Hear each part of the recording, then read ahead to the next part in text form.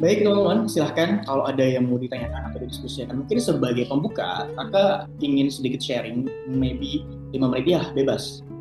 Bebas teman-teman, silahkan. Nah teman-teman semua, beberapa hari yang lalu, ada seseorang yang dia itu memiliki latar belakang keluarga yang tidak baik. Ya. Latar belakang keluarga yang tidak baik atau tidak akur itu maksudnya tidak apa ya, tidak rukun gitu ya. Tidak cemara gitu ya. Kemudian ada beberapa faktor banyak banget hal-hal yang dia alami gitu. Nah, teman-teman semua, orang ini awalnya mungkin kalau orang biasa itu lihat kayak, oh orang ini kok kerjanya begini ya, kerjanya nggak bagus banget gitu ya, auratnya kemana-mana dan seterusnya. Nah, teman-teman, aku ketika mendengarkan cerita seorang ini gitu ya, dengan berbagai macam latar belakang dan apa yang dialami saat-saat ini gitu, aku mengambil satu kesimpulan atau menarik benang merah dan mungkin jadi pelajaran untuk kita semua. Terkadang orang itu bertahan dalam posisi yang tidak ideal atau bertahan pada pekerjaan atau dalam kondisi yang tidak baik-baik saja. Itu bukan karena pilihannya, bukan karena dia mau secara sukarela, tapi bisa saja tidak ada pilihan lain. Tidak ada pilihan lain dan itu pure memang pilihan satu-satunya. Sehingga saat ini dia masih bertahan dalam kondisi itu yang mungkin menurut kebanyakan orang itu bukan kondisi yang bagus. Nah, akan tetapi di dalam hatinya itu tetap memiliki keinginan atau niat gitu ya untuk memperbaiki diri, keluar dari zona yang tidak baik itu gitu ya. Kemudian juga dia ingin untuk bermanfaat bagi orang lain itu ada. Nah, tapi pada saat ini dia tuh memang susah atau sulit gitu ya untuk keluar dari kondisi itu. Ada tanggung jawab yang harus dia emban, ada tanggung jawab yang harus dia tunaikan gitu ya. Sehingga ketika dia ingin meninggalkan yang mungkin kondisinya tidak baik-baik saja tadi, ingin move, ingin berpindah, dia berpikir 1000 kali. Dan ketika ada orang yang seperti ini, aku sangat mengapresiasi banget untuk usaha dia gitu ya. Bukan berarti membenarkan kesalahan-kesalahan atau kondisi saat itu gitu ya. Akan tetapi kita sebagai manusia itu harus mengedepankan yang namanya empati. Jadi empati, syariat itu harus seiring berjalan. Nah, kebanyakan teman-teman, banyak orang Islam yang mungkin strict banget ke arah kanan atau ke Islamnya gitu ya. Itu hanya mengedepankan syariat. Oh, yang penting syariat begini. Oh, yang penting syariat benar. Dan itu which is good ya. Itu bagus banget. Akan tetapi, kita juga diajarkan untuk adab. Punya adab dan punya etika. Itu harus penting banget. Ini teman-teman. Memang betul secara syariat, selama syariat itu mengatakan boleh, itu sah, itu boleh, ya apa namanya, silahkan gitu loh, gas-gas aja. Tapi dalam beberapa kondisi teman-teman semua, syariat saja itu tidak cukup, tapi memang harus ada yang namanya empati dan etika. Lihat konteksnya, lihat situasinya, dan lihat kondisinya. Contohnya adalah ketika kita melihat orang yang kayak tadi gitu.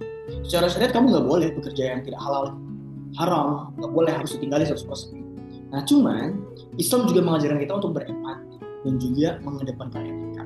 Contoh sederhananya ada dua, kasih contoh. Pertama, ketika ada orang sholat, kalau kita melihat dalam hukum fikih gitu ya, seorang pria laki-laki sholat itu ketika dia hanya menutup bagian pusar sampai ke bawah lutut gitu, itu sah-sah saja dan itu boleh banget.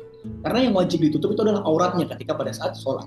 Namun dalam pandangan adab atau etika, hal itu tidak beretika dan tidak beradab. Masa iya sih sholat setengah badannya telanjang gitu ya? Kan mau menghadap Allah, mau membaca surat-surat Al-Quran gitu ya, mau membaca ayat-ayat suci, masa pakainya setengah telanjang gitu. Walaupun itu sah, cuma secara etika dan adab itu tidak diperkenankan atau kurang baik dalam apa ya, etika gitu ya, atau adab seperti itu.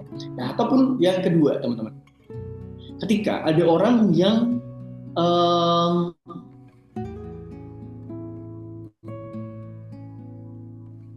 ada orang yang dirinya itu tanda kutip pacaran gitu ya. Kemudian setelah itu, ketika kita cari tahu orang ini tuh pacarannya ada sebabnya. Oh, di rumah dia kena KDRT, broken home, kemudian setelah itu dia tidak bisa mendapatkan kasih sayang dari kedua orang tuanya, dari keluarganya, rumah yang seharusnya menjadi tempat tinggal, akan tetapi justru menjadi tempat yang sangat menyeramkan bagikan neraka bagi orang ini. Sehingga seorang wanita ini akan mencari pelampiasan atau mencari kasih sayang itu ke tempat yang lain.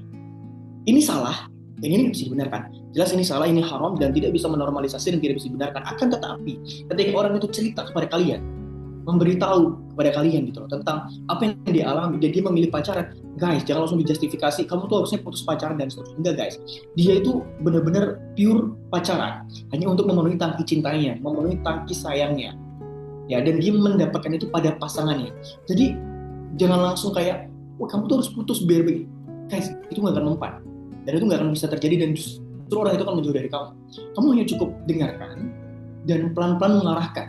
Kalau bisa, kalian membuat circle atau membuat ekosistem yang itu bisa memenuhi tangki cintanya, memenuhi tangki sayangnya, gitu ya, memenuhi dirinya, gitu ya.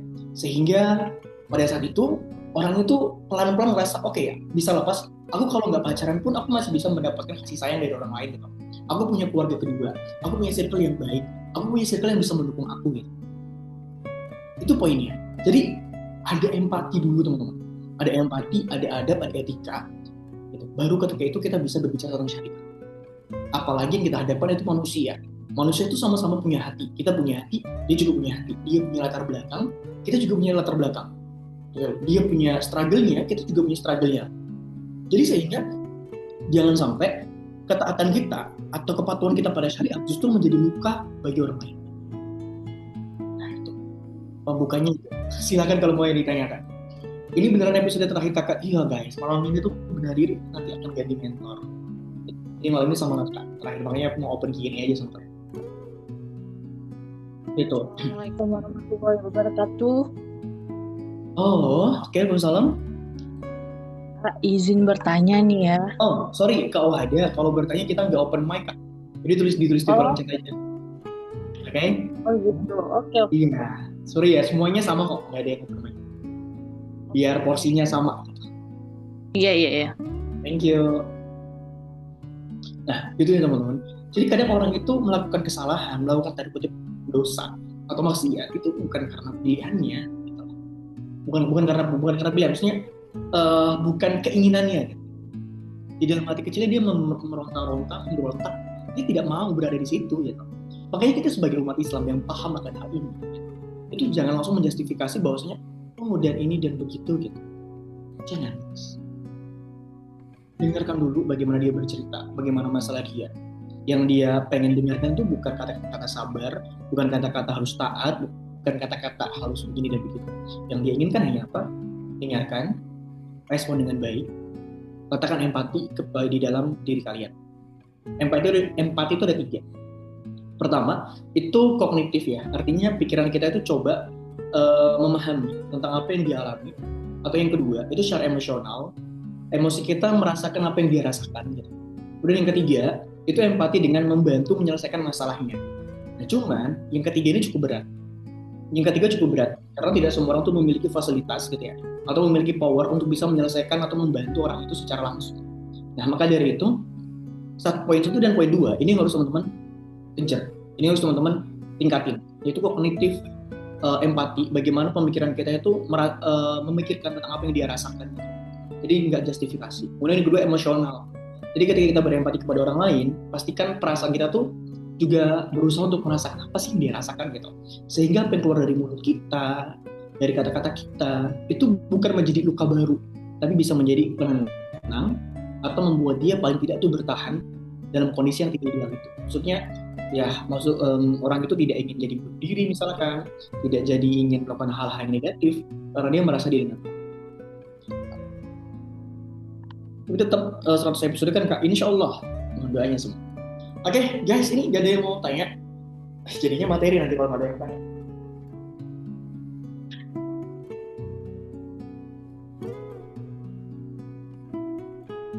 Baper saat dengar cerita orang kayak gitu, boleh nggak sih? Baper itu dalam konteks seperti apa dulu? Baper dalam artian ketika orang cerita gitu ya, kemudian setelah itu kita merasa berempati, terus ikutan sedih, nangis, atau dalam konteks baper yang lain? Konteksnya dalam hal apa nih?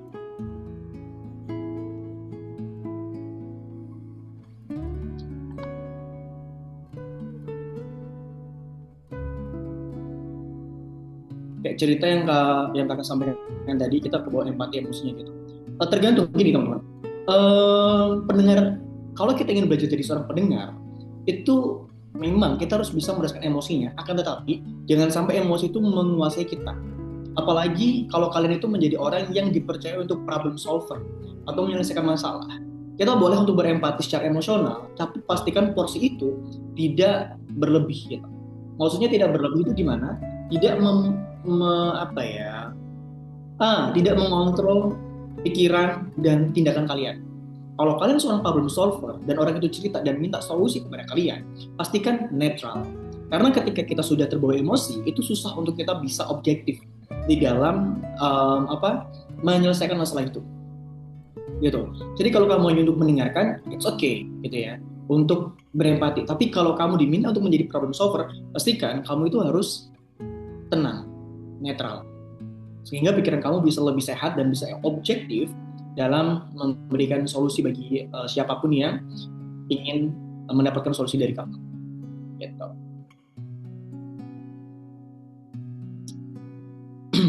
Kita sebagai pendengar boleh ikutan nangis nggak? Boleh, selama memang itu tidak berlebihan. Berlebihan itu kayak meraung-raung dan lain-lain. Tapi kalau hanya menangis terus berempati, memberikan pelukan dan merasakan memberikan pesan atau kesan bahwasanya aku juga merasakan apa yang kamu rasakan gitu ya, kamu nggak sendirian dan seterusnya, it's okay.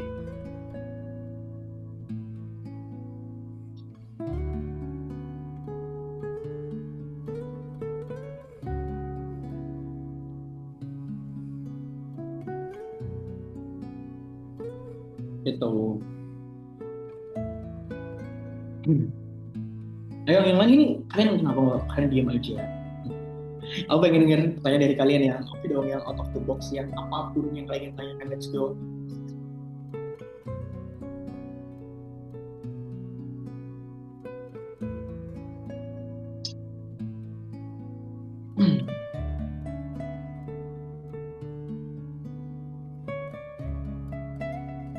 Guys, dan kalian gak ada yang mau tanya nih?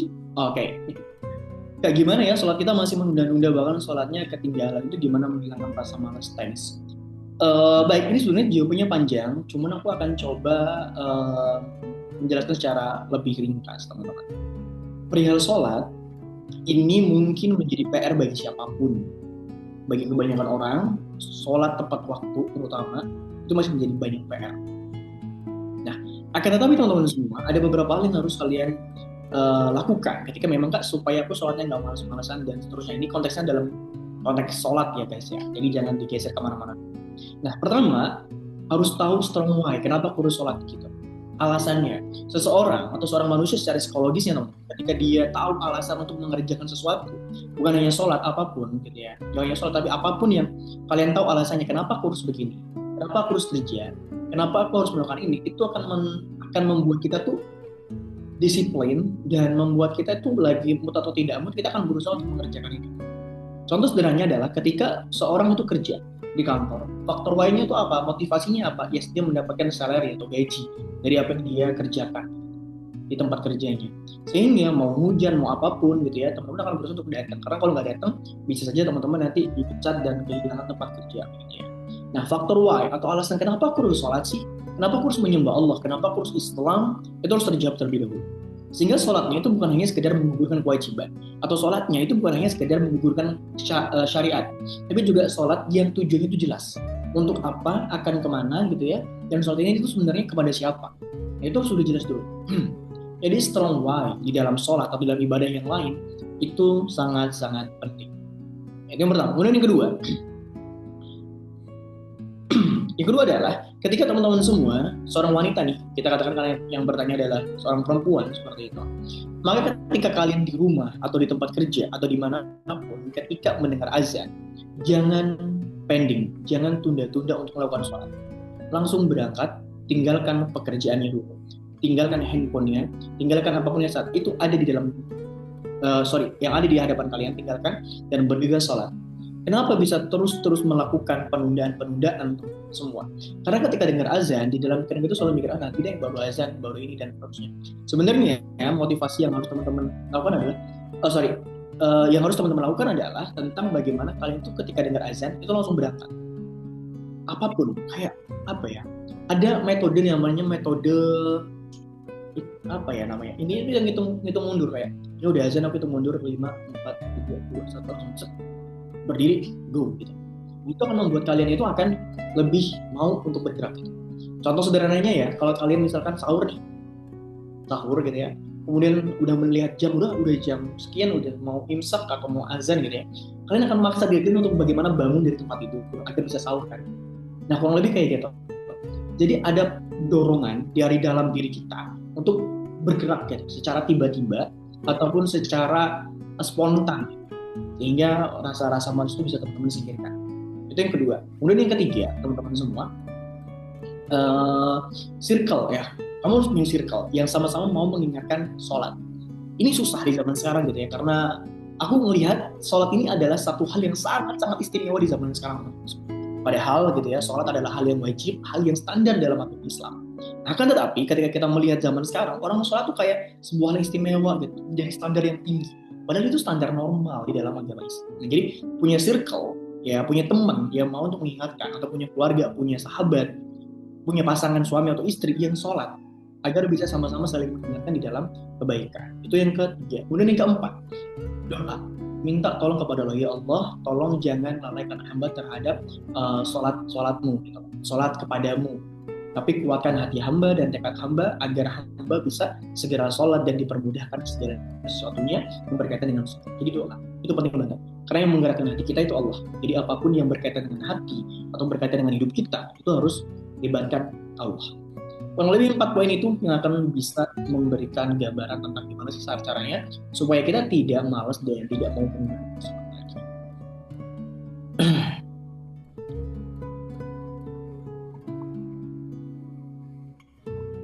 Menarik. Kak, benar kan apapun yang terjadi sudah ditetapkan, jangan ditanyakan lagi kenapa dan mengapa. Semua baik dari Allah. Bagus, ini pertanyaan bagus banget. Teman-teman semua, segala sesuatu itu memang, ini jawabannya ada versi panjang, ada versi pendek. Aku akan coba jawab dalam versi pendek aja ya.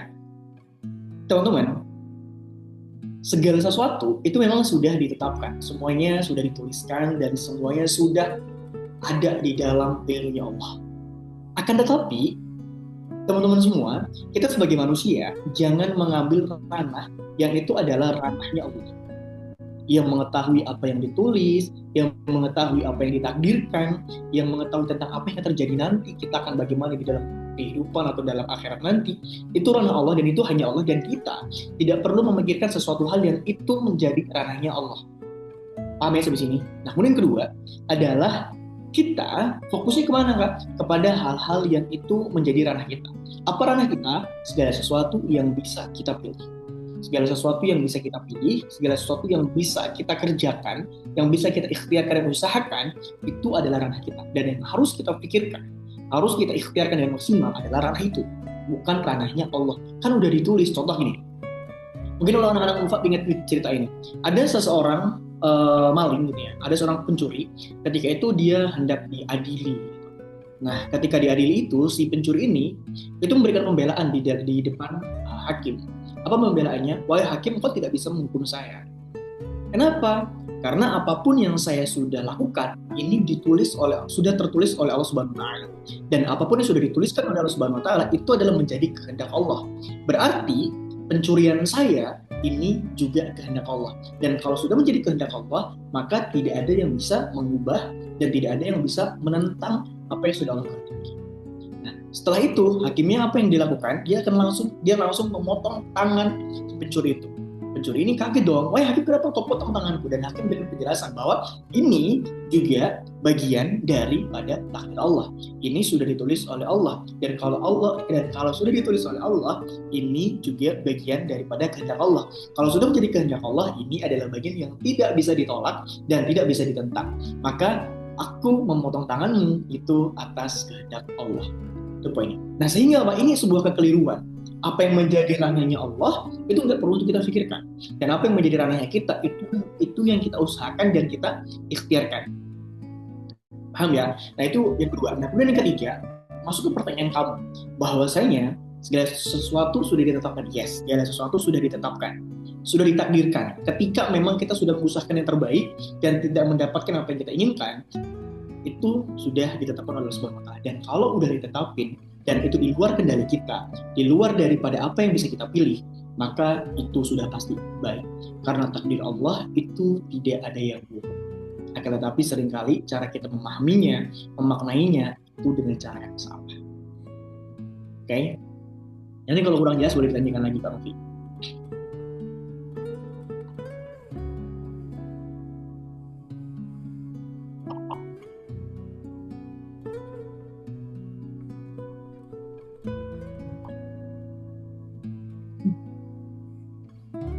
Sahabat teman surga nih, sahabat TS.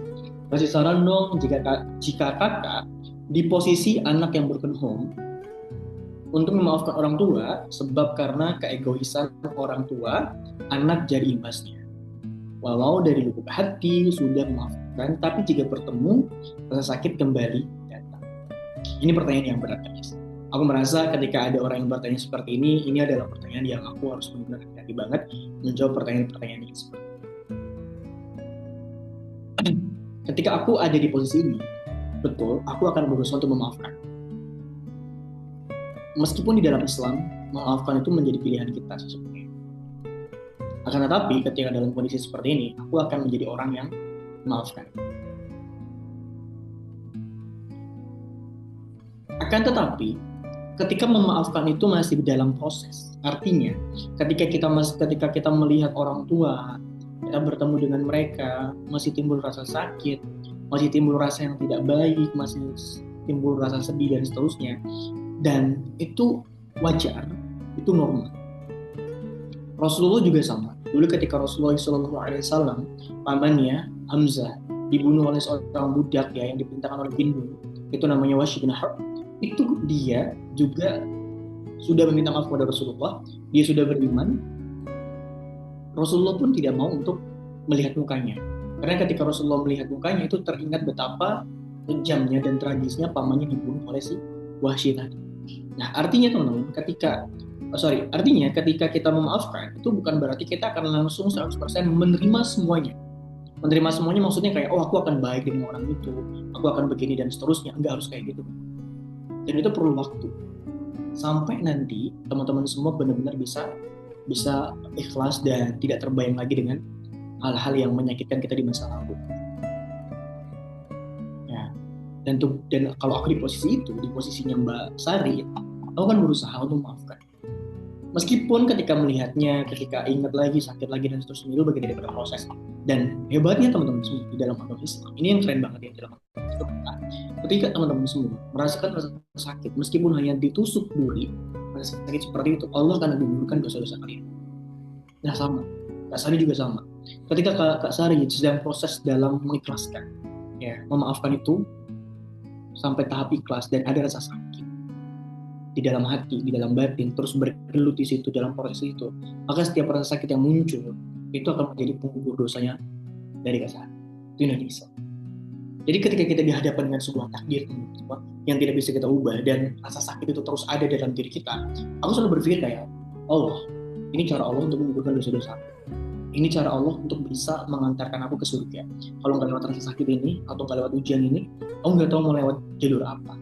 Jalur sholat aku masih bolong-bolong misalkan, masih males misalkan, atau aku sholat juga masih kurang khusyuk, puasa juga pas Ramadan doang misalkan.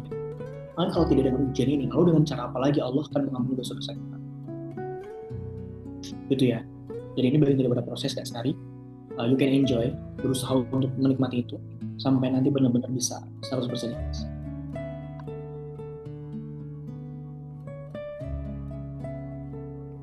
Kak, tolong jelasin secara otak nih, ada nggak sih kenapa ada orang yang pasif dalam belajar? Itu jadi sesuatu yang aneh waktu di awal bagi saya. Ada orang yang belajar tapi nggak muncul pertanyaan, kok bisa puas-puas aja gitu. Pas dijelasin, bisa. Oh, bisa. Ada beberapa hal. Gini, kalau secara neuroscience aku belum belajar sampai hal itu ya, tapi secara psikologisnya bisa. Apa yang membuat ya orang-orang itu pasif dalam belajar? Pertama, curiosity atau rasa ingin tahunya kecil, sehingga dia akan mencerna apa yang disampaikan saja, sehingga tidak timbul pertanyaan-pertanyaan lain. Atau yang kedua, ya dia belajar hanya ingin menjadi sampingan saja, hanya mengisi waktu luang, sehingga ya nggak penting gitu tentang apa yang aku ingin tanyakan dan seterusnya. Jadi banyak faktornya. Cuman kalau secara neuroscience-nya aku masih kurang paham.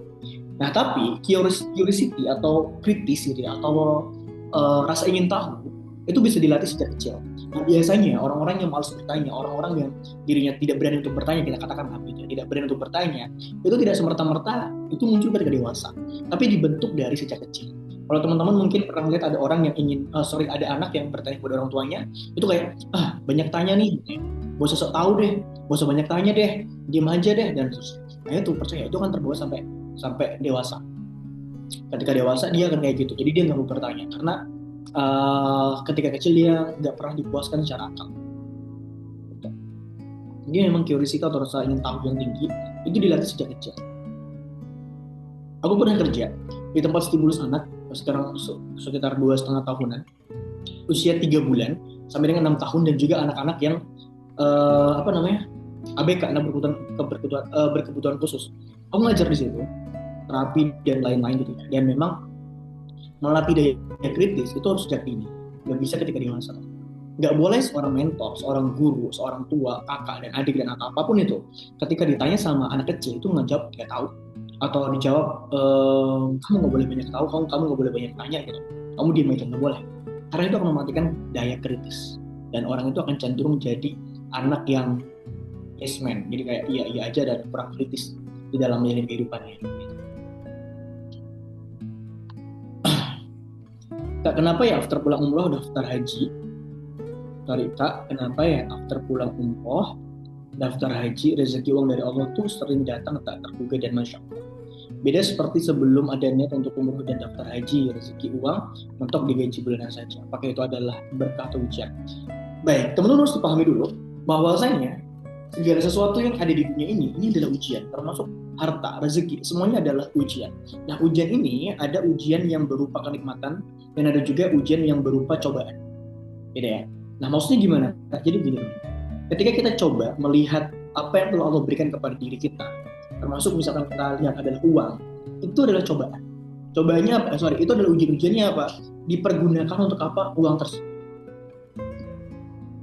Itu yang pertama. Kemudian yang kedua, adakah rasa syukur atau kufur yang kita respon yang kita lakukan, atau respon kita terhadap nikmat itu kufur atau syukur? Itu yang kedua. Nah, kemudian yang ketiga, kenikmatan yang Allah berikan kepada kita ini bisa menjadi ujian apabila kita merasa cukup dan tanda kutip berterima kasih kepada kita, ada qanaah gitu dalam uang itu, tidak kayak serakah dan seterusnya. Nah, kalau ditanya ini apakah ujian? Semuanya ujian, tapi apakah ini juga keberkahan? Bisa saja. PR-nya adalah Allah udah ngasih keberkahan kepada kamu, Allah udah ngasih keberkahan dan kebaikan dalam rezeki kamu. PR kamu adalah harus menggunakan rezeki itu untuk berada di dalam jalan kebaikan. Kemudian yang kedua, tambah rasa syukurnya. Tambah rasa syukurnya. Yang ketiga, bantu orang yang bisa kamu bantu di sekitar kamu. Sehingga rezeki yang Allah beri, keberkahan rezeki itu akan berlipat ganda lagi dan akan terus menjadi keberkahan bukan hanya bagi diri kamu, tapi juga bagi orang-orang yang ada di sekitar kamu. Jadi nanti harta yang Allah titipkan kepada kamu itu tidak menjadi pemberat kamu untuk masuk ke dalam neraka, tapi justru menjadi pemberat kamu untuk masuk ke dalam surga. Jadi kalau ditanya ini berkah, bisa jadi berkah, ini ujian, pasti. Ujian itu pasti teman-teman. Jadi ya. Nah, kalau Allah udah berikan keberkahan, tinggal gunakan keberkahan itu untuk kebaikan. Itu simpelnya. Kak, izin tanya, cerita dikit ya, boleh?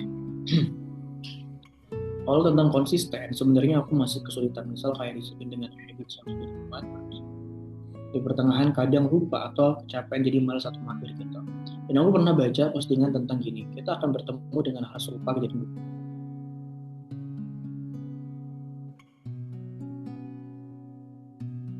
Jadi gimana agar kita bisa konsisten dan tidak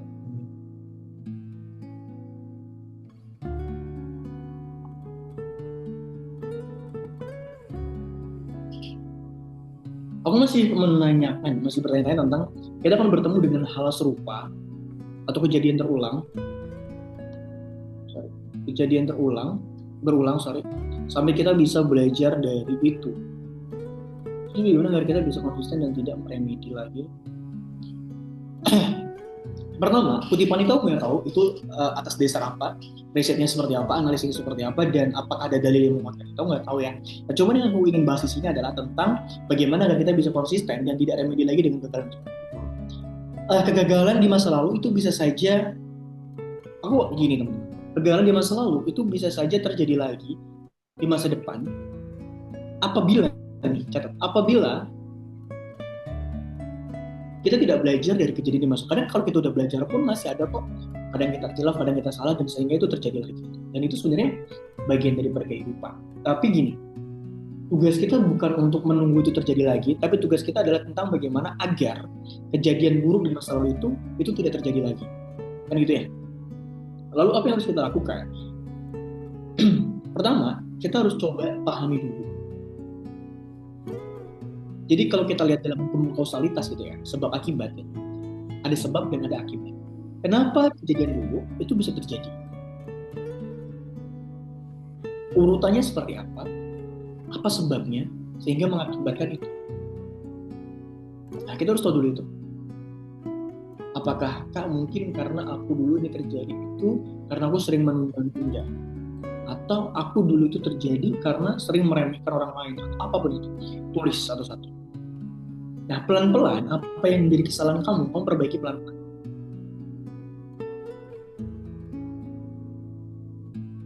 Gitu. Dan kalau misalkan kita udah ikhtiar, kita berusaha melakukan itu semua, akan tetapi ternyata masih nih terjadi, ya itu di luar dari berkenan kita. Gitu. Tapi aku nggak tahu ini konsep pertanyaan ini nggak tahu ya. Sorry, bukan pertanyaan, kutipan ini. Aku justru melihatnya sebagai satu hal yang kayak gini. Kalau misalkan kita nggak mau belajar dari kesalahan di masa lalu, ya kamu akan dikasih pelajaran yang sama. Kayak gitu kan ya. Ya itu pasti, itu bukan pasti ya. Itu hal yang wajar. Karena kalau kita nggak belajar dari kesalahan, ya itu akan terjadi lagi. Kayak apa? Ada pepatah itu yang mengatakan keledai saja itu tidak mau jatuh ke lubang yang sama. Jadi kalau manusia itu jatuh ke lubang yang sama, berarti manusia itu lebih keledai daripada keledai. Gitu. Gitu. Jadi ketika kita ada kesalahan di masa lalu, kita belajar, pelajari apa yang membuat itu jadi terjadi, dan jangan sampai itu terjadi lagi. Jadi harus ditulis tuh pelan-pelan satu-satu dan harus selesai. Itu ya. Nah ini. Jadinya jalur sabar itu gimana ya maksudnya?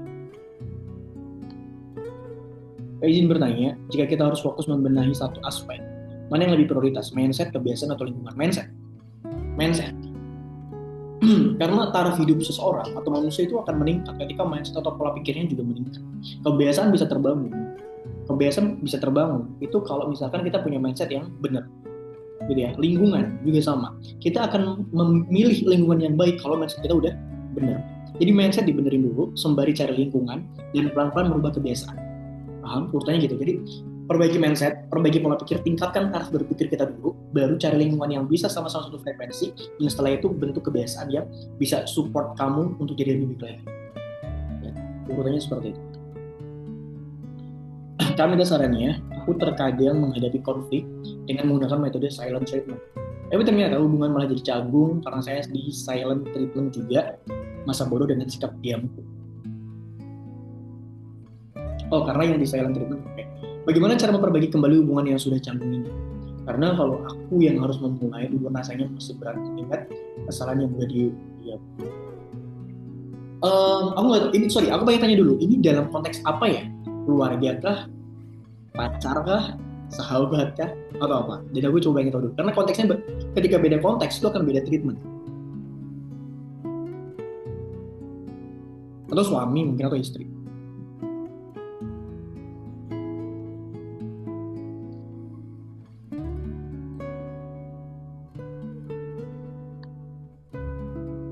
Oh, keluarga. Nah, sebenarnya gini, Kak, siapa namanya? Aicha. Gini, Kak, kalau misalkan kita sudah paham bahwasanya memperbaiki hubungan atau memulai hubungan yang sedang canggung bukan berarti kita juga harus selalu kembali kepada fase sebelum canggung, kayak lama kembali kita ngobrol. Nggak harus kayak gitu sih sebenarnya. Kalau kita memang ingin memperbaiki hubungan atau ingin meminta maaf duluan, ya udah, mau minta maaf duluan, dan untuk mengurangi canggung itu kamu harus berani memulai dulu gitu. mau mulai dulu, ya perihal dia masalah atau apapun di masa lalu, ya menurut saya ya ketika memang kita ingin memperbaiki itu, it's okay, lakukan saja. Dan itu kan paling berapa lama sih ketika kita harus minta maaf itu ya? Apa ya, pinggirkan gengsi dulu gitu loh, tau gak sih? Pinggirkan gengsi kita, pinggirkan ego kita, turunkan itu dulu, dan minta maaf gitu. Dan kalau udah minta maaf udah nggak canggung, dan kamu nggak harus sama seperti dulu gitu, paham gak sih? Nggak harus kayak kalau kamu dulu deket banget oversharing, dan nggak harus juga kayak gitu, ya biasa aja gitu. Udah tahu sifatnya kayak gitu, udah gitu. Nggak harus sama seperti dulu lagi, tapi setidaknya kamu sudah memulai hubungan yang baik lagi, sudah tidak ada canggung lagi. Cuman untuk dekat seperti itu dulu, kamu harus lebih hati-hati lagi. Jadi ketika kita memperbaiki hubungan, itu bukan berarti langsung kayak, oh kembali seperti dulu lagi, tapi kita jadikan pelajaran apa yang terjadi, apa yang menjadi kesalahan dia, apa yang menjadi hal yang tidak baik bagi dirinya, dan kita pelajari itu. Kakak setuju nggak dengan kalimat orang pemalas sama orang rajin itu punya sifat yang sama-sama? Iya, default manusia itu malas guys. Defaultnya itu malas. Jadi kalau kalian ngikutin default diri kalian sebagai manusia ya pemalas, malas ngapa-ngapain. Bisa rajin ya dipaksa dibangunin bisa. Termasuk sama keluarga inti gitu. Maksudnya gimana sih? Oh yang tadi ya, pertanyaan di atas tadi ya. Iya, termasuk dalam keluarga inti. Jadi kalau kita memang ada clash, minta maaf aja, nggak apa-apa. Dan kalau misalkan merasa, aku juga gitu sih, sama keluarga aku juga gitu. Jadi kalau ada hal-hal yang menurut aku ini aku nggak bisa sharing kan, atau aku udah tahu karakter mereka, ya udah, aku ada barrier gitu dalam diri kita supaya konflik ini nggak terjadi. Kamu misalkan punya keluarga yang nggak amanah, tapi kamu beri amanah terus dan dia nggak amanah terus gitu, itu sama saja terus kamu memberi apa ya? Memberi bumbu-bumbu untuk tidak baik gitu, bumbu-bumbu untuk kalian tuh clash. Ya, tapi kalau tahu orang ini udah nggak amanah, ya udah jangan diberi amanah terus sampai dirinya benar-benar berubah.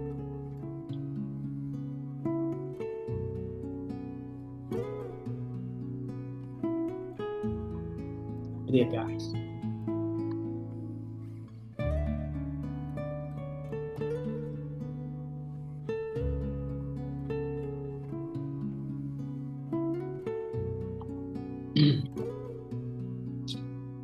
Ini sebenarnya.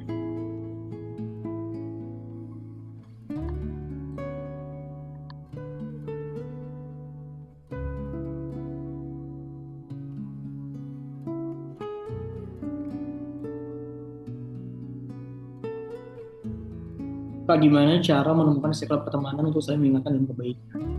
Takut gajian untuk majelis, tapi takut karena dirinya belum baik dan sangat introvert. Sulit untuk memulai komunikasi. Pertama, aku akan coba mengevaluasi dari apa yang kamu sampaikan. Kamu men-self diagnosis diri kamu itu introvert, ya kamu introvert, dan itu sadar atau tidak sadar teman-teman, apa yang kita katakan pada diri kita atau self diagnosis atau barrier gitu ya, yang kita tetapkan dalam diri kita itu justru akan menjadi pembatas kita untuk bertumbuh. Paham nggak? Jadi kamu jangan bilang aku introvert, aku nggak, itu coba dipikirkan dulu, jangan sampai kita tuh dibatasi dengan pikiran kita.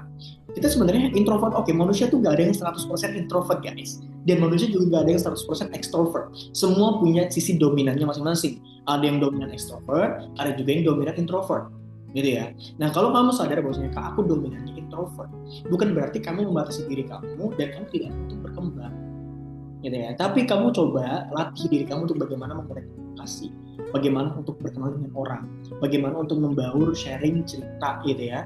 Itu harus dibangun. Jadi bukan kita, aku introvert terus kamu gak ngapa-ngapain, itu salah besar guys, itu salah besar banget. Jadi kalau kita sadar kita dominan introvert, makanya harus kita lakukan apa? Ya, yang harus kita lakukan adalah belajar agar sisi introvert ini terkikis dan kita bisa kenalan, komunikasi, atau sharing dengan orang lain. Nah itu yang pertama yang harus kamu pahami. Jadi jangan pagari diri kita dengan hal-hal yang sebenarnya bisa kita improve, yang bisa kita perbaiki. Nah lalu yang kedua, tahapannya ketika kamu sudah belajar ini, beranikan diri untuk datang ke majelis ilmu, even sendirian. Guys, sendirian itu tidak semenakutkan itu. Jadi kalau kita kemana-mana sendirian nih, ke majelis ilmu, belanja, makan, misalkan, atau ke kafe, itu nggak akan semenakutkan itu kok.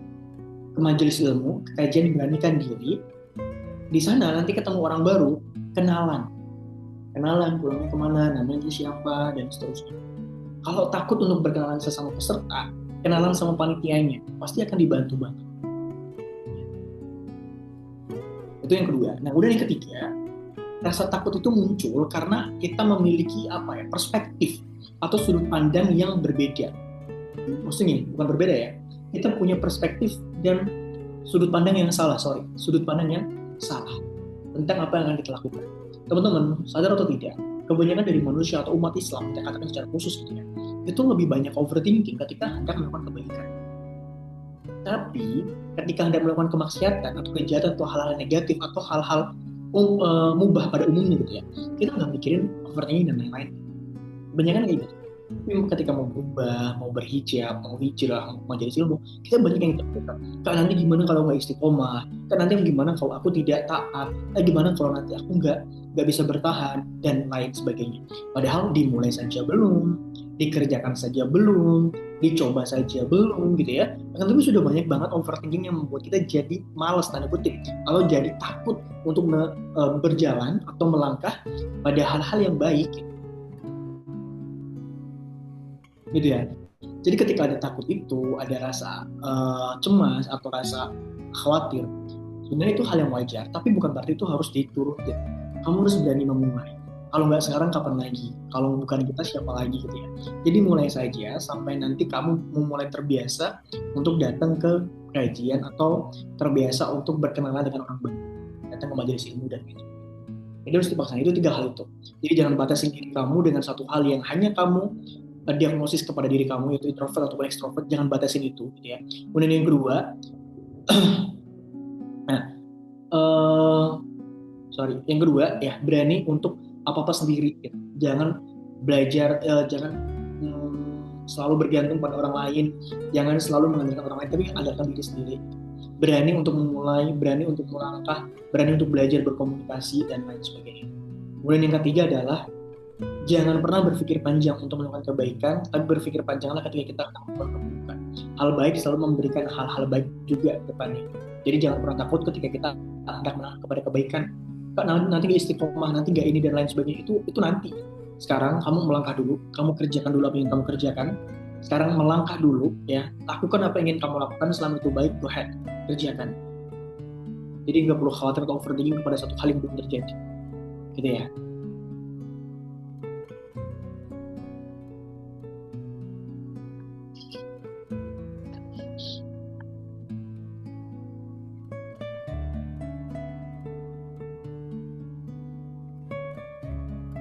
Kak, izin bertanya lagi. Bagaimana memastikan proses benahi diri yang kita jalani benar-benar karena kesadaran untuk bertumbuh, bukan sekadar membuktikan sesuatu pada masa lalu. Nah, gini. Pokoknya gini teman-teman semua. Kadang motivasi orang untuk bertumbuh itu beda-beda. First motivation, ya, atau motivasi pertama, atau strong one, setiap orang itu beda-beda. Contoh sederhananya adalah ketika orang itu ingin hijrah.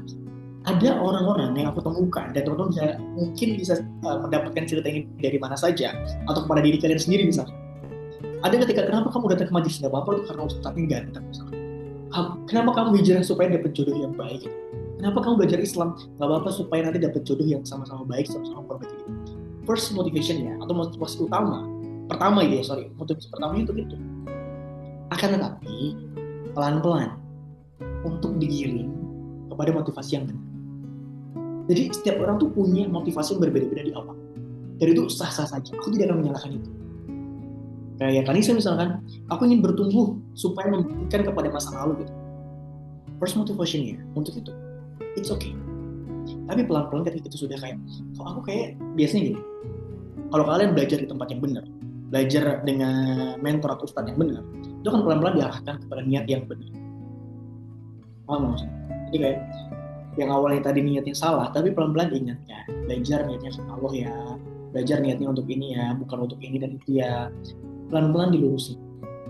Gitu. Nah, sampai nanti kepada tahap sadar. Jadi biasanya orang yang ingin bertumbuh atau berubah, itu diawali dari rasa sakit, atau ingin membuktikan atau apapun itu. Tapi pelan-pelan di pertengahan jalan ketika dia istiqomah, dia akan berpikir, masa sih aku belajar sejauh ini hanya untuk itu? Nah, nanti pelan-pelan arahnya diubah lagi. Gitu. Nah, jadi satu motivasi untuk itu di awal boleh, tapi ketika sudah berjalan, pelan-pelan arahnya diluruskan. Paham nggak sih ini? Jadi pelan-pelan arahnya diluruskan lagi, pelan-pelan arahnya dibenarkan lagi. Kalau kita berbicara tentang niat kan innamal a'malu binniyat wa innamal likulli imri'in ma nawa. Maksudnya segala sesuatu itu tergantung pada niatnya, dan setiap orang akan mendapatkan apa yang dia niatkan. Gitu. Jadi untuk first motivation itu nggak ada masalah untuk ketika kita niatnya beda-beda. Tapi ketika udah berjalan, pelan-pelan harus diarahkan kepada niat yang benar atau tujuan yang benar. Gitu. Itu yang pertama. Kemudian yang kedua, membedakan atau memastikan proses kita itu agak ini bertumbuh karena memang aku pengen bertumbuh, bukan karena ingin membuktikan. Nah, ini perlu namanya self awareness atau kesadaran diri. Dan yang tahu itu hanya diri kalian. Oh iya, aku sejauh ini, aku udah sejauh ini, apa iya aku hanya ingin membuktikan kepada masa lalu? Apa iya aku hanya untuk membuktikan kepada orang yang telah menyakitiku atau apapun itu? Nah, biasanya kalau udah di tahap ini udah di fase yang kamu tuh udah benar-benar sadar gitu ya, dan kamu akan pelan-pelan merubah. Nah, yang tahu itu diri kamu. Jadi bukan dari orang luar, tapi yang tahu itu diri kamu. Mau bertumbuh ini karena. Dan mungkin saat ini Kanisa sudah di fase sadar itu. Sampai di self awareness. Jadi apa yang Kanisa lakukan, apa yang Kanisa kerjakan, itu bukan untuk dia di masa lalu, tapi untuk kebaikan Kanisa, demi kebahagiaan, kedamaian Kanisa gitu ya. Demi diri Kanisa, demi Kanisa di masa depan, dan seterusnya. Kayak enjoy gitu. Dan biasanya kalau kita melakukan sesuatu itu karena seseorang atau karena masa lalu, itu jadi beban. Tapi kalau kita melakukan sesuatu itu untuk diri kita, untuk Allah gitu ya, itu akan menjadi enjoy, akan happy gitu. Nah, mungkin itu bisa menjadi indikasi juga. Gitu Anissa. Apa bedanya introvert sama antisosial Kak? Dan kenapa banyak orang salah paham di antara dua ini? Ansos dengan introvert itu beda teman-teman semua. Introvert itu lebih kepada kepribadian kita, dan introvert itu lebih kepribadian yang dimana kita tuh menutup diri ya. Introvert itu adalah bagian daripada diri kita ketika kita coba untuk berinteraksi itu kita energinya tuh kurang. Kita bukan nggak mau bergaul, kita pengen bergaul, tapi ketika sudah di tempat ramai, ketemu banyak orang itu capek. Nah, itu introvert. Tapi kalau ansos itu memang benar-benar nggak mau bergaul, nggak mau bertemu dengan orang gitu, nggak mau bersosialisasi. Nah, itu beda. Kalau introvert itu mau untuk bersosialisasi, pengen gitu. Cuma energinya tuh habis. Gitu. Kayak Kakak misalkan, ketika udah banyak ngomong sama orang, ketemu banyak orang nih, ngisi di ratusan hingga ribuan orang gitu ya. Wow, di saat itu aku rasa aku bisa tuh. Tapi after itu, aku udah capek banget. Aku perlu untuk recharge energi deh kayaknya. Gitu. Ya, jadi bedanya itu. Jadi kalau introvert itu bukan berarti tidak mau bergaul. Cuman energi sosialnya itu sedikit gitu. Nah, tapi kalau ansos itu benar-benar tidak mau bergaul atau tidak suka sosialisasi, tidak mau berteman dan lain sebagainya. Dan di sini tanya lagi Kak, kalau terkait tipikal introvert identik dengan agak kesulitan dalam bergaul dengan banyak orang. Meski dalam Islam, hal baiknya itu sebagai perempuan tidak salfa, tapi dalam sosial seperti butuh ramah atau bisa mudah bergaul agar bisa mempererat hubungan misal dengan teman kerja yang setiap hari bertemu. Jadi kadang aku bingung juga dengan aku yang cenderung pendiam dan kadang kesulitan kalau ngobrol dengan lawan jenis.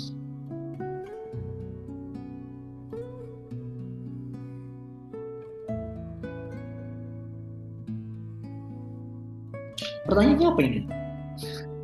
Pertanyaannya apa nih?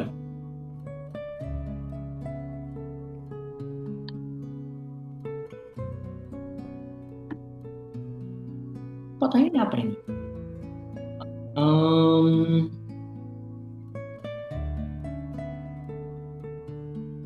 Oke, sorry. Kamu pengen bergaul? Kamu orangnya introvert gitu ya? Atau gimana sih? Introvert yang kesulitan bergaul kayaknya Kak. Boleh lawan jenis untuk bersosialisasi dan lain-lain. Atau bagaimana? Nah, tapi gini, bagaimana caranya agar mudah bergaul meski dengan lawan jenis tapi tidak salfa atau tidak berbeda kelewatan atau tidak menghilangkan hormat dan seterusnya. Nah, ini penting. Bergaulah dengan lawan jenis sesuai dengan kadar keperluannya saja. Jadi misal kamu profesionalitas kerja di tempat kerja, ya udah sekedar itu aja, nggak usah pulang nggak usah minta diantar, makanan nggak usah minta dipesenkan. Jadi profesional kerja, gitu. That's it, selesai sampai situ. Tapi kalau udah kerana pribadi dan lain-lain, nah itu udah sampai ke tahap bahaya. Jadi kalau kita sebagai pria atau wanita, pelan-pelan cegah diri kita untuk masuk ke ranah pribadi. Karena kalau udah masuk ke ranah pribadi itu biasanya ikatannya udah beda, bukan lagi profesionalitas kerja, tapi lebih kepada hal-hal yang ya bisa kepada ranah kebaperan dan seterusnya gitu ya. Jadi mulai aja untuk kayak apa yang kamu butuhkan kepada dia, apa yang dia butuhkan kepada kamu dalam dunia kerja, lakukan saja gitu. Hanya pada hal-hal yang itu. Tapi kalau dari ranah pribadi, antar jemput dan lain itu udah kelewatan, udah nggak. Sampai jam berapa kayak ini? 22.15 ya guys ya. Sampai 10.15. Nah teman-teman, minggu depan insya Allah benar diri di episode 17 hingga seterusnya insya Allah itu nanti sama Kak Reiki Prima ya. Jadi bukan lagi dengan saya, tapi nanti dilanjutkan oleh Kak Reiki untuk tema dan lain sebagainya. Nanti akan kita bahas dengan Kak Reiki gitu. Jadi nanti malam ini terakhir dengan saya. Yang bikin overthinking dalam kebaikan ada perasaan takut ria. Yap, dan itu adalah was-was syaitan. Nanti dalam Quran surat Al-Anas gitu ya. Qul a'udzu birabbin nas, malikin nas, ilahin nas, min syarril waswasil khannas. Jadi bisikan-bisikan atau was-was yang itu ada dalam diri kita. Nah, justru teman-teman ada kalam daripada ulama ketika kita takut mengerjakan sesuatu karena ria, maka itu adalah ria. Dan memang kalau kita berbicara tentang ria teman-teman semua, itu kata Nabi itu seperti semut di atas batu hitam berada di tengah malam. Itu benar-benar nggak kelihatan, itu benar-benar smooth banget dan benar-benar tipis banget batasannya. Maka dari itu ada indikasi oleh para ulama itu dikasih indikasi kayak gini. Kalau misalkan teman-teman semua mengerjakan sesuatu itu ketika dipuji bertambah, dan ketika dikritik atau dikritik lah ya, dikritik atau tidak dipuji, amal kalian itu melemah. Nah, ciri daripada ria itu kayak gitu sederhananya. Jadi kalau teman-teman mengerjakan hal kebaikan gitu, kemudian setelah itu dipuji tuh semakin bertambah, tapi ketika ada yang mengkritik down, hilang. Nah itu niatnya perlu dicek lagi kalau kayak gitu. Paham ya?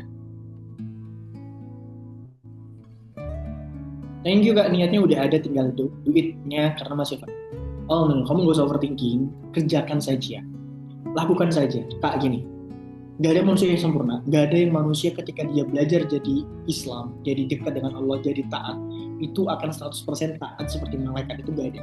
Semuanya struggle dengan masalahnya masing-masing, termasuk saya. Jadi gak usah khawatir. Ya, selama kamu ingin kebaikan, maka di situ Allah akan hadirkan kemudahan. Jadi gak perlu khawatir untuk overthinking dan seterusnya.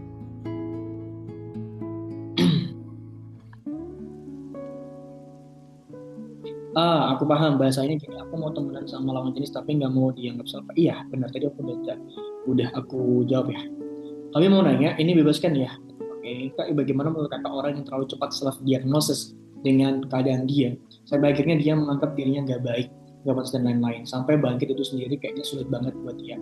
Boleh minta saran nggak Kak untuk hal seperti ini? Oke, self-diagnosis itu muncul teman-teman semua, itu akibat kita itu apa ya, bisa dikatakan ketika motivasi kita rendah atau kita depresi. Jadi kayak tekanan hidup tinggi gitu ya, kemudian gak ada tempat untuk sharing, gak ada tempat cerita, dan kita baca-baca artikel, aduh kok kayaknya sesuai dengan aku ya.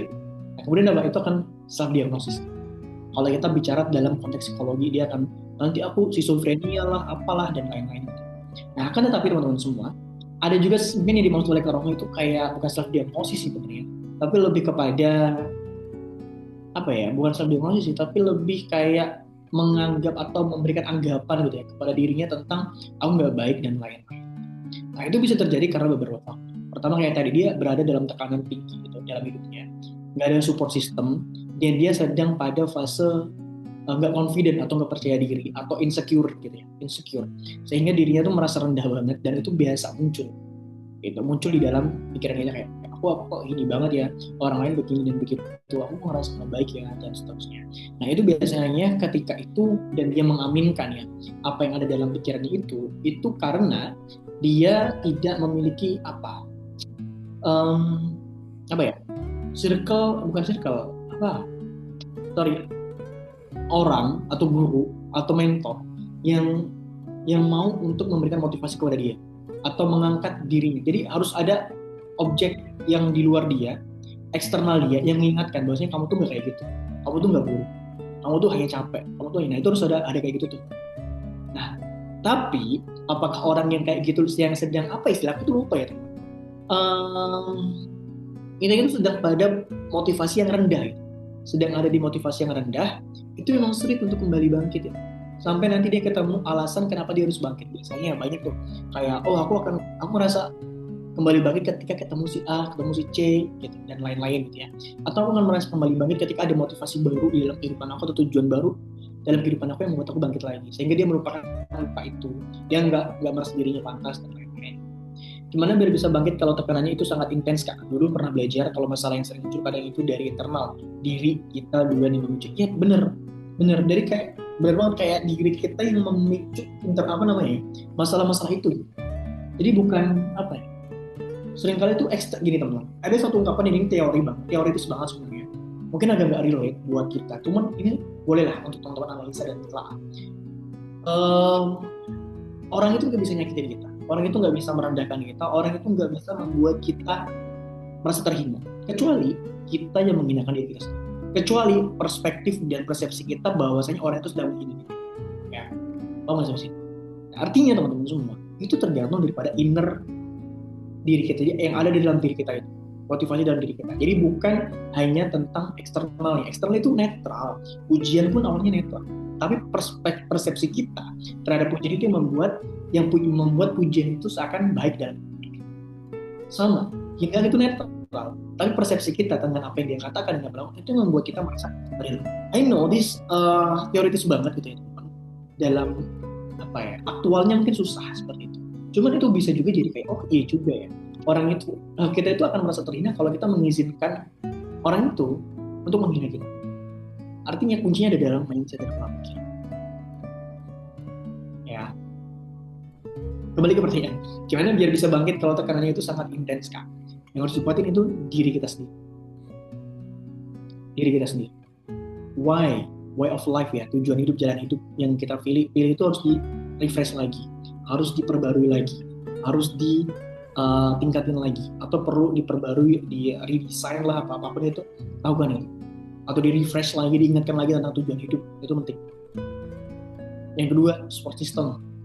Memang secara full itu dalam internal kita, tapi kita akan ke-trigger gitu ya, atau terstimulus untuk mendapatkan motivasi lagi ketika kita punya circle yang suportif juga. Dan yang ketiga, kalau kita merasa tertekan dalam tekanan itu, you go ahead, kamu harus pergi dari situ, out gitu. Harus cari circle yang baru atau cari lingkungan yang baru.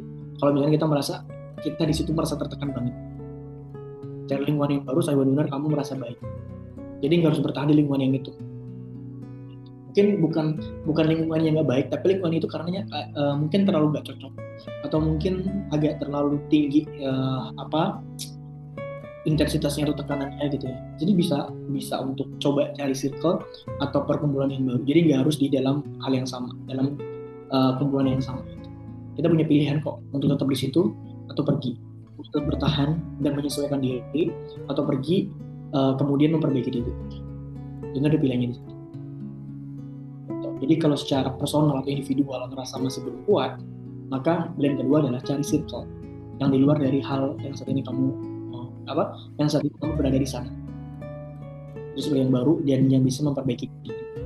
Bukan circle yang nggak bagus ketika kita tinggalkan, tapi kayak rasanya nggak cocok aja. Ini terlalu tinggi nih, ini ya speednya gitu. Ini terlalu tinggi nih tekanannya. Kamu bisa pelan-pelan minggir dulu.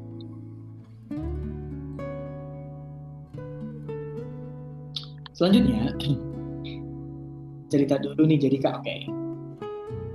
Aku tuh nggak tahu juga kenapa sama aku kan kemarin puasa tuh udah habis tuh sekitar jam 2 ke rumah.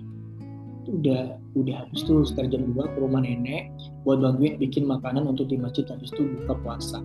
Pas habis buka puasa tuh kayak bawaannya tuh sedih, tapi sedihnya tuh nggak tahu kenapa. Terus rasanya hati tuh nyesek sampai sakit, terus istighfar. Kan pas tuh nggak lama aku nangis. Kenapa cepet banget berubah moodnya ini, padahal nggak ada bisikan-bisikan syaitan. Bisa saja gini teman-teman. Kalau kita pernah nggak teman-teman, ini ada beberapa faktor yang akan menjelaskan secara psikologis dan secara Islam. Kalau kita coba jelasin pelan-pelan. Secara psikologis, ketika kita tiba-tiba menangis atau tiba-tiba sedih, ya, itu bisa saja ada luka yang terpendam yang itu tiba-tiba muncul lagi. Ada emosi yang selama ini tertahan. Ada emosi yang harusnya teman-teman lepaskan atau teman-teman rilis, tapi selama ini hanya tertahan di dalam batin kalian.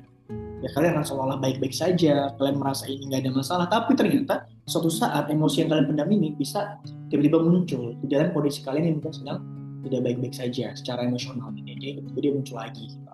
Atau yang kedua, kalau cara Islam teman-teman, kenapa kita tiba-tiba sedih, tiba-tiba nangis, tiba-tiba merasa sesak gitu ya? Maka dalam hal ini, para ulama mengatakan bahwa bisa saja Allah hadirkan kesedihan dalam hati kamu. Itu adalah sebagai cara Allah untuk menguburkan dosa-dosa kamu lewat kesedihan-kesedihan itu. Paham nggak? Jadi bisa saja Allah tuh ingin menggugurkan dosa kita lewat kesedihan kita, lewat air mata kita. Tiba-tiba sedih, nggak tahu kenapa gitu. Dan ada yang berpendapat lagi bahwa kenapa Allah melakukan itu? Karena Allah tuh nggak tahu lah, ya. Allah itu, bukan Allah, kita itu nggak ada lagi yang gimana caranya supaya dosa kita tuh terampuni. Ya mungkin kita udah nggak, mohon maaf, apa ya, udah hatinya tuh udah mati gitu misalnya. Atau bisa dikatakan kayak apa ya istilahnya itu, ya nggak ada lagi yang bisa diambil gitu, nggak ada yang bisa diambil, sehingga Allah kasih kesedihan itu agar Allah ampuni dosa-dosa kamu, untuk melembutkan hati segitunya gitu. Tapi ini hanya anggapan saja gitu. Bisa saja Allah hadirkan kesedihan, Allah hadirkan air mata, kemudian Allah membuat kamu menangis, yaitu untuk melembutkan hati kita, dan dari situ Allah ampuni dosa-dosa. Jadi ada dua sisi.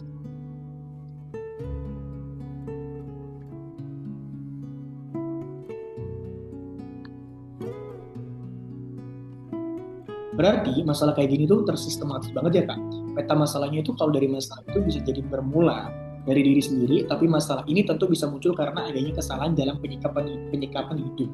Kayak anak kecil kan, itu mereka belum bisa menyikapi hidupnya sendiri pas awalnya, tapi biasanya dia akan belajar dari bagaimana ortunya mengajari. Berarti faktor eksternal juga pun ada andil kan Kak.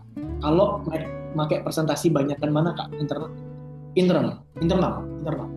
Beda kalau kita analogikan kepada anak kecil, kemudian kita analogikan orang yang dewasa yang udah memiliki akal, sebenarnya ini agak kurang kurang apple to apple gitu ya. Akan tetapi teman-teman, ini bisa saja jadi ini ya, jadi ya kita anggap aja jadi analogi gitu. Faktor eksternal itu hanya sekian persen. Itu tugasnya untuk menstimulus, bukan untuk membuat kita sadar atau membuat kita berubah. Paham sini? Itu hanya stimulus saja. Jadi motivasi yang ada motivasi internal, ada motivasi eksternal. Motivasi internal itu biasanya berkaitan dengan bertahan hidup, ya, dan lain-lain. Itu internal banget tuh. Itu kalau kamu nggak perlu untuk kayak dimotivasi gitu ya untuk bisa melakukan itu. Contoh adalah untuk bertahan hidup ketika kamu sedang berjalan di kebun binatang, tiba-tiba dikejar harimau, dikejar singa. Nah, motivasi internal kamu ya bagaimana kamu menyelamatkan hidup kamu sehingga kamu bisa selamat gitu. Itu nggak perlu dimotivasi lagi kan, nggak mungkin kayak kak siapa namanya, Kak Rihafia, kamu lari dikejar harimau, lari dong, ayo lari kan, ngomongin kayak gitu kan ya. Tapi secara otomatis kalian akan lari. Itu motivasi dalam diri. Nah, sebenarnya teman-teman, ada motivasi yang bisa muncul secara spontan dalam diri kita karena untuk mempertahankan hidup gitu ya. Tapi ada juga motivasi yang itu bisa distimulus dari orang eksternal. Nah, kalau dari stimulus, gerak atau tidaknya, kita mau untuk belajar atau tidaknya, itu kembali kepada diri kita. Jadi bukan dipengaruhi oleh faktor eksternal itu. Gitu ya. Memang benar eksternal itu mempengaruhi gitu ya. Cuman balik lagi kepada diri kita. Kita mau nggak? Kita mau nggak ngikutin eksternal itu? Kita mau nggak untuk jadi lebih baik lagi? Itu kembali kepada diri kita. Jadi bukan karena misalkan ini apa namanya, kenapa kamu nggak baik, karena aku nggak disemangatin, nggak juga kayak gitu. Kenapa kamu nggak berubah, nggak ada yang menyemangatin, nggak ada. Kamu kenapa nggak berubah ya, karena kamu yang malas. Orang lain sebenarnya mesti dulu membantu merangsang pikiran kamu untuk terus belajar. Tapi mau belajar atau tidak itu kembali pada diri. Jadi kalau ditanya lebih dominan mana, eksternal atau internal, gitu ya. Last question.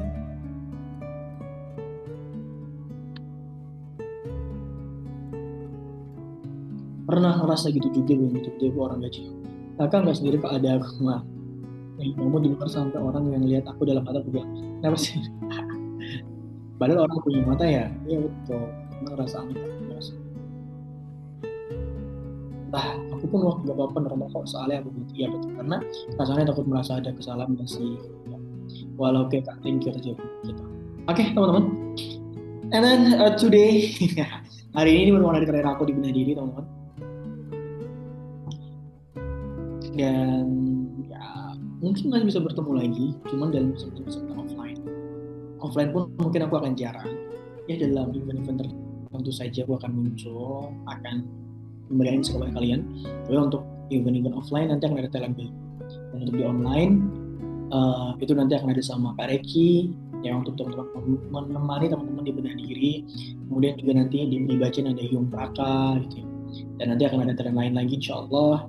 Dan untuk event offline itu nanti dengan Kak Teddy gitu ya, Baga Teddy, kemudian dengan Hyung Praka, Kak Bintang gitu ya. Kemudian juga mungkin bisa saja nanti dengan Kak Reki atau bisa saja nanti dengan Kak Gilang Devansyah kalau teman-teman tahu yang kayaknya pernah dengar Kak Abdi story kakak itu. Maksudnya repost gitu. Nggak tahu teman-teman tahu teman silakan dikepoin Gilang Devansyah, cari aja di follow up nih. Followingnya Indonesia gitu ya, itu ada.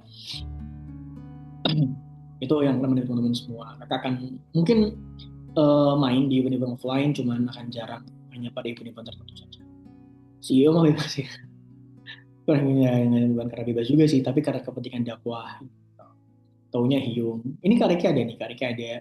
Aku baru ikut udah sesi terakhir nih Kak. Enggak, nanti ada mentor yang lain kok, aman. Ya berarti Kak Reki nggak ada dibacain lagi dong. Kalau itu nanti Hyung Praka yang ngatur ya untuk jadwal online. Tapi Kak Reki itu memang akan ada di Bedah Diri bareng teman-teman semua. Gitu. Itu guys. Dengan YouTube Music Premium, dengarkan musik Jadi bebas. kalian nggak perlu untuk khawatir kok nanti gimana Bedah Diri sama siapa. Udah ada disiapin dengan mentor yang lain. Jadi aman aja. Nggak perlu khawatir. Ntar disuruh undang aja sama Hyung, biasanya Hyung ngajak temen. Iya, Hyung dan temannya biasanya kan gitu kan ya. Selamat berpuasa besok kakak. Ya, terima kasih join member eksklusif. Ya, join member eksklusif guys. Setiap minggu ada. Betul.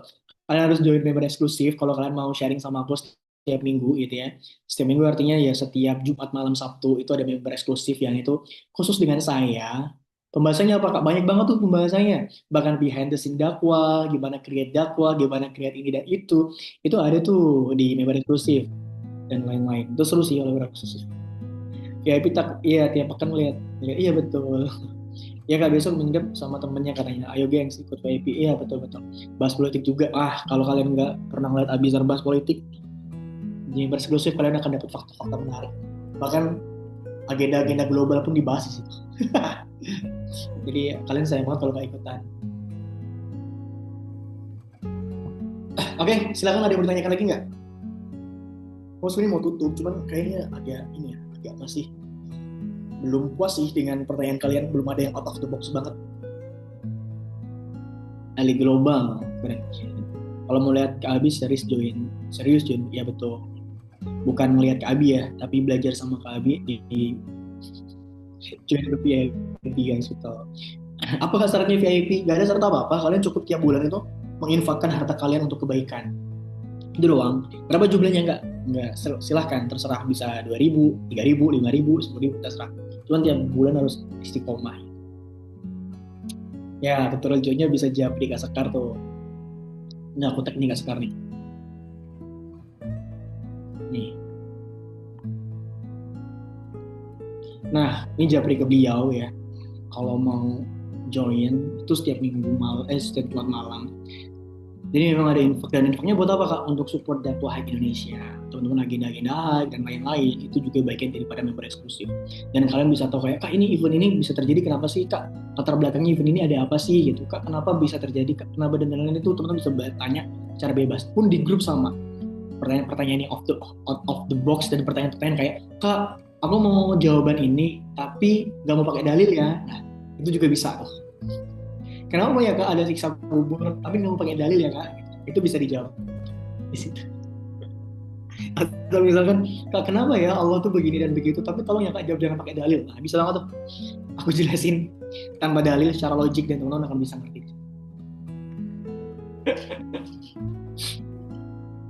Itu guys. Jangan cuma lihat iya dong harus niatkan cari ilmu. asli gue udah ikut di situ keren. Nah, oke. Itu untuk event online, dan untuk event offline teman-teman nanti kita akan ketemu di tanggal 8 Maret di Hotel Grand Malaka Palembang. Itu nanti saya akan berkolaborasi dengan Stand Up Indo Palembang dengan pertanyaan-pertanyaan yang menarik banget berkaitan dengan takdir, berkaitan dengan teka-teki kehidupan gitu ya. Jadi teman-teman di situ selain mendengarkan podcast juga mendengarkan pertanyaan-pertanyaan. Kenapa Kak ke stand up? Karena aku butuh pertanyaan yang out of the box yang jarang dipikirin oleh kebanyakan orang. Aku pengen itu. Dan biasanya stand up ini pola pikirnya tuh kreatif banget. Dan aku harap dia ada timbul pertanyaan-pertanyaan yang aneh dan aku mau jawab gitu. Mungkin kalau teman-teman kayak aku nggak kepikiran pertanyaan ini, aku harap anak-anak stand up itu ada pertanyaan itu sehingga teman-teman tuh bisa dapat insight yang nggak didapat di tempat lain. Kan kalau puasa misalkan bahas tentang fikih Ramadan, fikih puasa itu udah biasa banget, basic lah itu ya Ustaz. Cuman kalau orang-orang stand up nih biasanya tuh pertanyaan-pertanyaannya tuh bisa kemana-mana tuh berkaitan dengan takdir. Nah itu aku saranin teman-teman hadir di situ. Selain ada podcast kakak atau sharing kakak dengan Bang Fadlan ya, itu juga nanti akan ada tampilan stand up komedi dari Bama, dan itu adalah member dari stand up Palembang juga.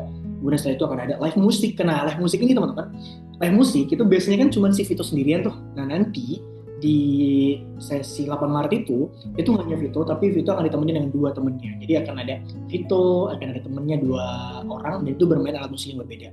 Ini benar-benar meriah banget, dan itu hanya dan tiketnya ya, hanya berharga 25.000 saja.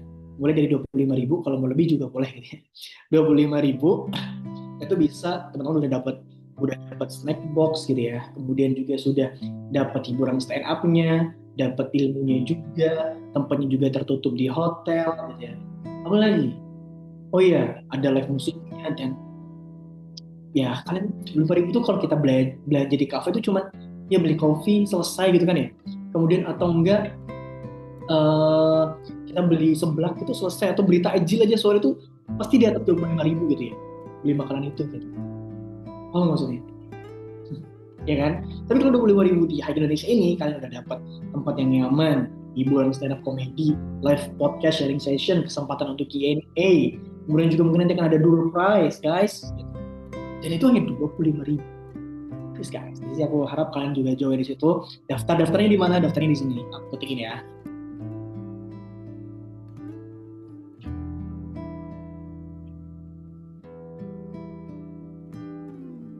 Nah, kalau misalkan teman-teman ya yang biasa hadir nih kan, Kak biasanya aja kan cuma Vito sendirian nyanyi gitu. Ini 3 orang, jadi ada yang main kajon, main gitar, dan melodi gitu. 3 orang ini. Itu benar-benar bikin kalian cuma tiketnya 25.000 cuy. Itu sangat-sangat murah banget guys. Ya kan? Misalnya kalau di kafe paling cuma dapat kopi kayak gini. Kopi kayak gini 25.000 ya. Ya kan? Itu sekarang udah dapat semua, itu sangat-sangat terjangkau guys. Biasanya kita jajan seblak aja lebih dari itu. 25.000 tuh paling senilai kopi, senilai seblak, senilai bensin 2 liter, sama apa lagi? Nilai apa 25.000? Terus sih, nggak tahu ya, skincare aja mahal banget. Dan ini bukan hanya seblak, saya kadang 35.000 tuh. Gitu ya. Artinya 25.000 itu sangat penting banget untuk teman-teman hari ini, karena udah dapat snack box guys, udah dapat takjil dalam bentuk box gitu. Sangat penting lah. Dan mungkin nih, bisa saja nanti kan ada agenda buka bersama tuh. Kami tuh ada kepikiran untuk buka. Kalian mau nggak sih kalau misalnya gini ya, tim itu ngadain, ayo teman-teman yang mau ikut buka bersama bareng tim, nanti list siapa namanya gitu ya, biaya administrasinya sekian gitu. Mau nggak kalian? Jadi sekarang gini ya, selesai atau sebelum mulai kalian registrasi nanti tahu sama tim mau ikut.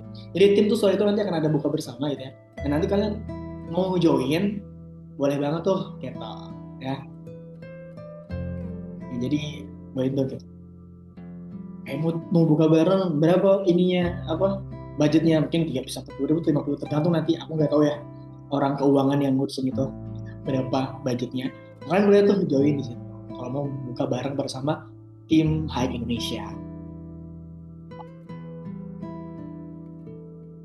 Ini 8 Maret kalian harus datang, harus daftar banget, kalau nggak rugi banget. Bakso Sony itu 25.000 ya di Palembang. Soto juga 20-25. tinggi. Ya, plus itu, dan itu hanya cukup di perut. Teman-teman, aku satu hal yang kritikin juga adalah kebanyakan orang Indonesia atau orang Palembang mungkin ya, secara umum itu nggak takut untuk spend uang ketika spend itu untuk kebutuhan perut, tapi takut dan sayang banget kalau untuk kepentingan atau investasi leher ke atas atau otak gitu, ya kan? 25.000 tuh 25.000, bukan aku mengecilkan 25.000, tapi kalau kita bandingkan dengan uang jajan kita akhirnya, kalau kita jajan harga-harga itu 25.000 cuman dapat kenyang, habis itu keluar jadi kotoran gitu. Dan banyak orang yang mau gitu. Tapi kalau untuk ilmu, nggak tahu 20.000 itu ya berat banget. Ya kan? Tapi ada satu hal yang menarik. Mindset ini tuh dibangun bukan berdasarkan kesadaran kalian, tapi memang apa ya? Aku rasa terpolarisasi gitu ya. Orang tuh sengaja untuk ingin perut aja, apa nanti? Tahu nggak sih? Katanya kalau mendingin jajan. Dikatakan mahal banget, masa ini bayar kan? Bukan ilmunya yang bayar sih sebenarnya, tapi fasilitas dan orang itu menjelaskan kan perlu ini dan itu ya. Kata aku bayar fasilitasnya bukan ilmunya sih. Matcha 25, satu matcha itu 25 30.000 itu satu matcha tuh. Itu matcha. Ya. Dan kalian 25.000 tuh udah dapat snack box, takjil itu tadi ya, kemudian dapat stand up comedy, live musik, dapat ilmu juga, dan ada kesempatan dapat door prize, dan ada kesempatan untuk Q&A langsung. Jadi menurut aku sangat worth it ya.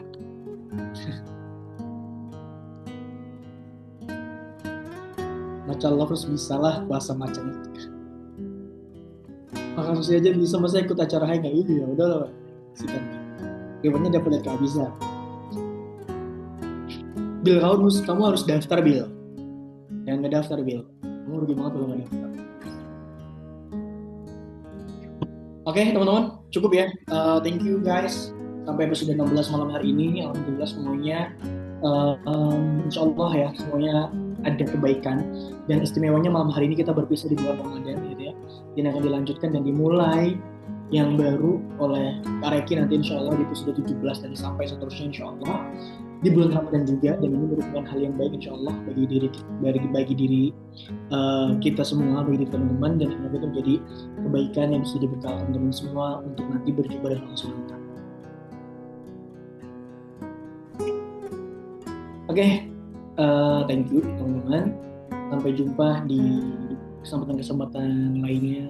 Dan sebenarnya cukup sedih sih untuk berpisah dengan kalian ya, tapi oke, kadang yang membuat istimewa itu bukan pertemuannya, tapi justru jaraknya. Kenapa orang itu bisa merasa istimewa atau rindu dengan orang lain? Karena jarak yang memisahkan dan jarang ketemunya. Tapi kalau udah sering ketemu jadi gak istimewa. Thank you semuanya, selamat beristirahat, selamat lagi berpuasa, dan besok sahur gitu ya. Jangan sahur karena itu bagian dari sunnah. Kita minum air putih, makan buah, atau makan waktu suap nasi, ini sahur, niatkan untuk menjalankan sunnah itu. Thank you teman-teman semua, bye bye. Assalamualaikum warahmatullahi wabarakatuh.